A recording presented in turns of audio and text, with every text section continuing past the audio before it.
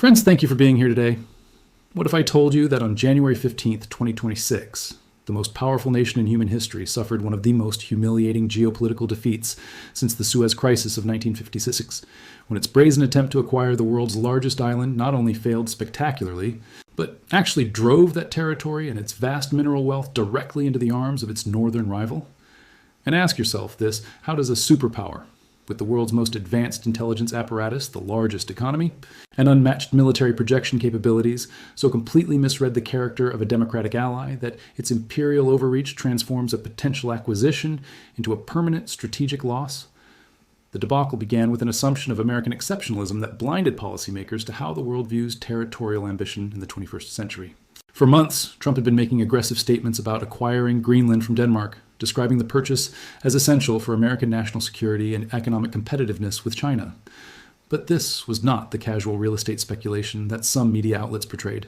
This was a carefully orchestrated campaign of comprehensive economic and diplomatic pressure designed to force Denmark to surrender the world's largest island and the vast untapped wealth beneath its ice sheet. The campaign revealed the true extent of American imperial ambition and the lengths Washington is willing to go to maintain global dominance. Greenland is not simply a frozen wasteland. It is a geological treasure chest containing some of the largest untapped deposits of rare earth minerals, uranium, and precious metals on the planet. The island's rare earth deposits alone are worth over $500 billion. These minerals are essential for everything from smartphones to guided missiles. Currently, China controls 85% of global rare earth processing. Access to Greenlandic rare earths could have broken China's monopoly and given the United States strategic independence. Beyond mineral wealth, Greenland sits at the center of rapidly opening Arctic shipping routes that could revolutionize global trade. Control would have given the United States dominance over emerging trade routes, the ability to tax Arctic shipping, and strategic military positioning to monitor Chinese and Russian naval movements. It would have been the ultimate geographic choke point. The problem was Trump's ham-fisted, arrogant approach. Rather than careful diplomacy with Denmark, a NATO ally, the administration adopted hostile takeover tactics, combining public pressure, private threats, and economic coercion that fundamentally misunderstood Danish political culture. The campaign began with financial offers. Reports suggest the administration was prepared to offer Denmark up to $600 billion for Greenland, the largest territorial purchase in history. From Trump's perspective, this seemed reasonable. Denmark has 6 million people. $600 billion would make every Danish citizen a millionaire overnight. But this revealed fundamental misunderstanding of democratic societies. Denmark is not a failing state needing cash. It is one of the world's most prosperous democracies, with high living standards and political culture that prioritizes sovereignty over short-term financial gain. The Danish response was swift and unequivocal.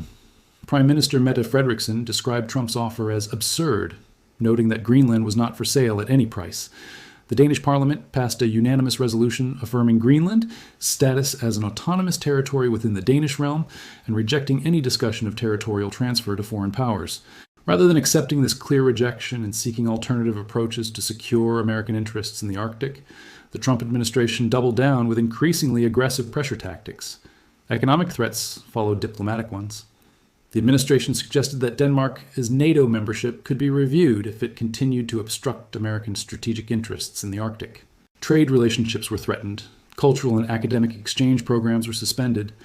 This escalatory approach revealed the extent to which American foreign policy has been corrupted by the assumption that other nations exist primarily to serve American interests. The idea that a democratic ally might have legitimate reasons for rejecting American demands, or that sovereignty and self-determination might be values worth preserving regardless of financial inducements, seemed incomprehensible to policymakers in Washington. I want to pause here because the Danish rejection of American pressure represents a fascinating case study in how smaller democracies can resist superpower coercion. Do you think Denmark's refusal to sell Greenland demonstrates that democratic values can still triumph over raw economic and military power? Or was this simply a miscalculation that will ultimately prove costly for Danish strategic interests? Please share your thoughts in the comments below. The turning point in this saga came not from Danish resistance alone, but from Denmark's decision to seek alternative partnerships that could provide security and economic opportunities without surrendering sovereignty. In a move that caught Washington completely off guard, Denmark announced on January 15, 2026, a comprehensive Arctic Partnership Agreement with Canada that fundamentally altered the strategic balance in the far north. The Canada-Denmark Arctic Partnership represents everything Trump's approach was not. Rather than demanding territorial surrender, Canada offered partnership based on mutual respect and shared democratic values. The agreement creates joint resource extraction, shared infrastructure development, and coordinated Arctic sovereignty that excludes American participation. Under the partnership, Canadian mining companies have preferential access to Greenlandic rare earth deposits. Canadian shipyards will build ice-capable vessels. Most significantly, Canadian and Danish military forces coordinate Arctic patrol operations, creating a North Atlantic security zone independent of American oversight. The economic implications are staggering for American interests. Rare earth minerals that could have broken Chinese monopoly now flow to Canadian processing facilities. Uranium deposits that could have powered American nuclear expansion are being developed by Canadian energy companies. Strategic metals essential for American defense production are allocated according to Canadian foreign policy priorities. The geographic implications are even more damaging to American interests.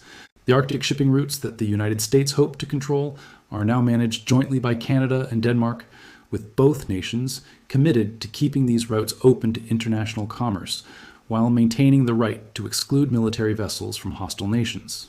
American naval operations in the Arctic increasingly require permission from nations that have every reason to limit American military presence in the region. The intelligence implications represent, perhaps, the most serious long-term damage to American strategic position. Greenland's location makes it an ideal site for radar installations, satellite tracking facilities, and signals intelligence operations that could monitor military and commercial activities across the Arctic and North Atlantic.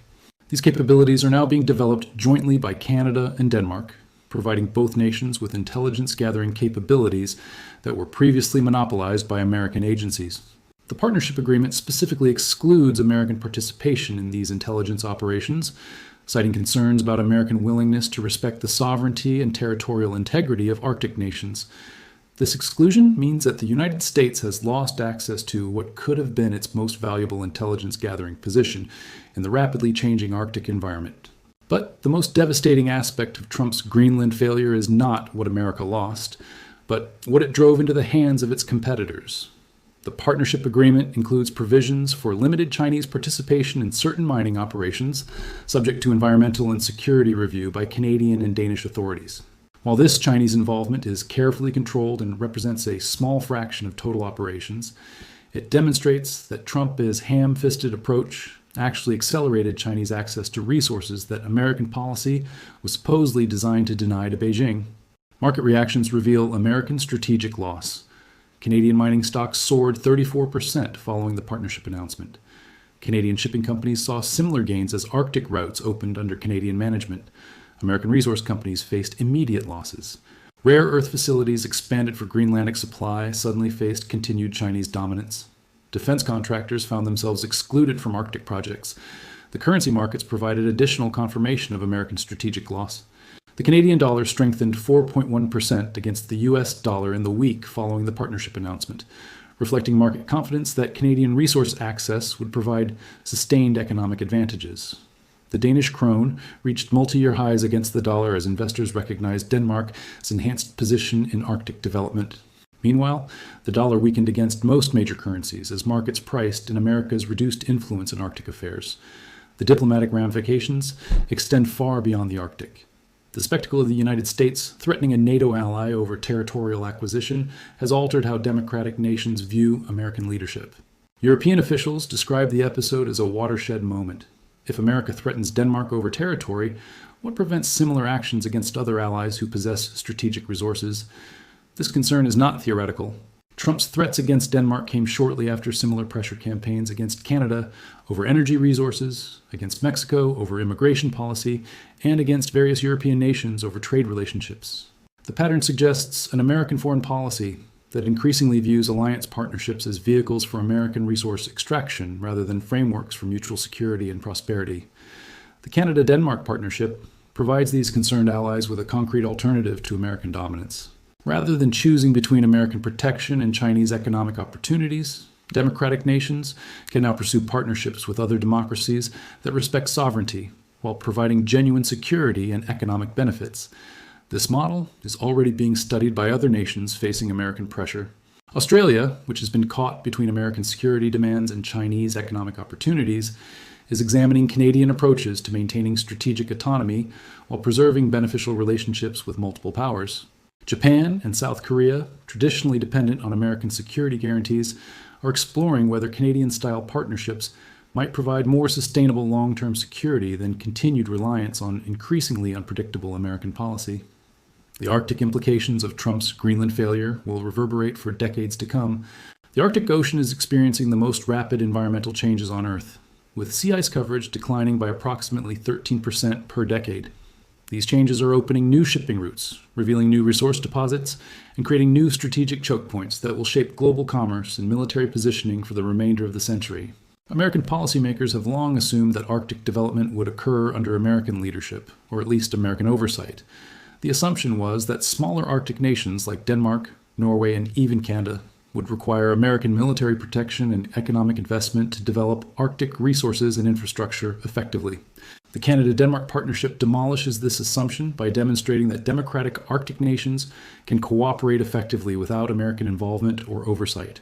The joint infrastructure projects, coordinated security operations, and shared resource development create a model for Arctic governance that excludes American participation while serving the interests of Arctic peoples and Arctic nations. This exclusion represents a fundamental shift in global power dynamics. For the first time since World War II, a major strategic region is being developed and governed by American allies in deliberate opposition to American interests. The precedent suggests that American imperial overreach may be creating the very coalition of democratic powers that American policy is supposedly designed to prevent. The resource extraction implications extend far beyond the Arctic region and affect global supply chains in ways that will disadvantage American industries for decades to come. The rare earth minerals flowing from Greenland to Canadian processing facilities will support Canadian technology industries, Canadian defense contractors, and Canadian energy companies. American competitors will continue to depend on Chinese supply chains or accept higher costs from alternative suppliers. The uranium deposits being developed under Canadian oversight will fuel Canadian nuclear power expansion and Canadian nuclear technology exports. American nuclear industries, already struggling with aging infrastructure and limited fuel supplies, will face increased competitive pressure from Canadian alternatives that benefit from Greenlandic uranium access.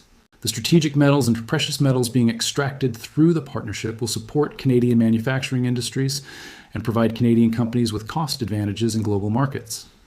American manufacturers will continue to pay premium prices for these materials, while Canadian competitors benefit from preferential access to some of the world's richest deposits. The technological implications may prove even more significant than the immediate resource advantages. The extreme conditions of Arctic mining and resource extraction drive innovation in equipment design, environmental protection, and logistics management. The companies and nations that master Arctic resource development will possess technological capabilities that provide advantages in other challenging environments worldwide. Canadian companies working in Greenlandic conditions will develop expertise in permafrost construction, extreme weather operations, and environmental protection in fragile ecosystems. These capabilities will prove valuable in other Arctic regions, high-altitude mining operations, and even space exploration activities. American companies excluded from Greenlandic operations will lag behind in developing these crucial technical capabilities. The military and intelligence implications of American exclusion from Greenlandic development represent perhaps the most serious long-term strategic loss. Greenland's location provides unparalleled opportunities for monitoring military and commercial activities across the North Atlantic, Arctic Ocean, and northern approaches to both North America and Europe. The radar and satellite installations being developed jointly by Canada and Denmark will provide both nations with intelligence-gathering capabilities that previously required American cooperation to access. These facilities will monitor Russian military activities in the Arctic, Chinese shipping through northern routes, and commercial activities that affect both Canadian and Danish economic interests. The exclusion of American intelligence agencies from these operations represents a historic shift in North Atlantic security arrangements. Since World War II, American intelligence services have maintained dominant positions in monitoring activities across the Atlantic and Arctic regions. The loss of Greenlandic intelligence positions will create significant gaps in American situational awareness and require expensive alternative arrangements to maintain equivalent monitoring capabilities. The naval implications are equally serious for American strategic position. Greenlandic ports and harbors provide crucial support for naval operations across the North Atlantic and Arctic Ocean. The partnership agreement gives Canadian and Danish naval forces preferential access to these facilities, while restricting American naval operations to emergency situations or specific cooperative arrangements. This shift in naval access will force American naval planners to rely more heavily on facilities in continental United States, reducing operational range and increasing response times for Arctic and North Atlantic missions. The strategic flexibility that American naval forces have enjoyed in these regions since World War II is being systematically reduced by the consequences of Trump's failed Greenland acquisition attempt. If you are finding this comprehensive analysis of Trump's strategic catastrophe and its far-reaching implications for American global position valuable, please take a moment to like this video and subscribe to the channel. Your support helps us continue to provide detailed coverage of the shifting global power dynamics and their consequences for North American security. The long-term implications of the Greenland debacle extend far beyond Arctic resources and military positioning to affect the fundamental structure of the international system. The international response to American behavior toward Denmark has been swift and decisive. Democratic nations worldwide have recognized that if the United States is willing to threaten military and economic action against NATO allies over territorial disputes, no democratic nation is safe from similar American pressure when Washington decides that their resources or geography serve American strategic interests. This recognition is driving the formation of new partnership arrangements that deliberately exclude American participation while maintaining democratic values and cooperative governance. The Canada-Denmark Arctic Partnership is only the most visible example of this broader realignment. Similar arrangements are being negotiated between Australia and Japan, between Norway and Finland, and between various European Union members who seek alternatives to American-dominated security arrangements. The emergence of these democratic partnerships represents a fundamental challenge to American global leadership that goes far beyond any single policy dispute or territorial question. For the first time since the end of World War II, America's democratic allies are actively organizing to limit American influence and create alternative frameworks for international cooperation. This development was entirely predictable, given the trajectory of American foreign policy under Trump's imperial vision. When a superpower abandons the principles that once made its leadership attractive to democratic allies, those allies will inevitably seek alternatives that better serve their values and interests. The tragedy is that this outcome was entirely avoidable. A more respectful, cooperative approach to Arctic development could have maintained American influence while respecting Danish sovereignty and Greenlandic autonomy. Joint ventures, technology sharing arrangements, and cooperative security frameworks could have served American strategic interests without triggering the defensive alliance formation that now excludes American participation. Instead, Trump's assumption that American power could simply override democratic values and sovereign rights has created exactly the outcome that American strategy was supposed to prevent. Rather than securing American access to Arctic resources and geography, the ham-fisted acquisition attempt has driven those resources into the hands of competitors and created new security arrangements that operate independently of American oversight. The failure represents more than a single policy mistake. It reveals the fundamental bankruptcy of an imperial approach to international relations that assumes other nations exist primarily to serve American interests.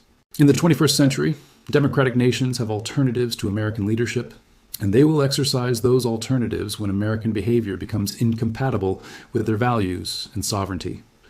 The Greenland episode will be studied by historians as a classic example of imperial overreach leading to strategic self-defeat.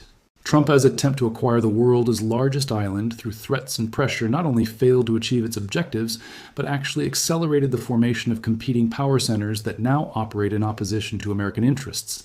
The ultimate irony is that the resources and strategic positions that American policy was specifically designed to secure are now being developed and controlled by nations that have every compelling reason to limit American influence in their regions. The rare earth minerals that could have broken Chinese monopolies are flowing to Canadian processors, rather than American ones.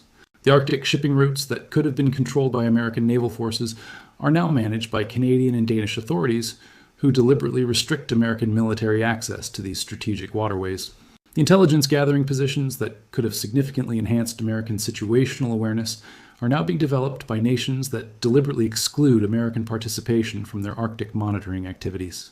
The military bases and support facilities that could have projected American power across the Arctic are now controlled by allies who have lost trust in American commitment to democratic values and sovereign rights. In attempting to secure American dominance over Arctic resources and strategic geography, Trump has actually accelerated American exclusion from Arctic development and governance. The failed Greenland acquisition represents one of the most spectacular examples of strategic self-defeat in modern diplomatic history, transforming potential American advantages into permanent strategic losses that will significantly affect global power balances for decades to come. Thank you so much.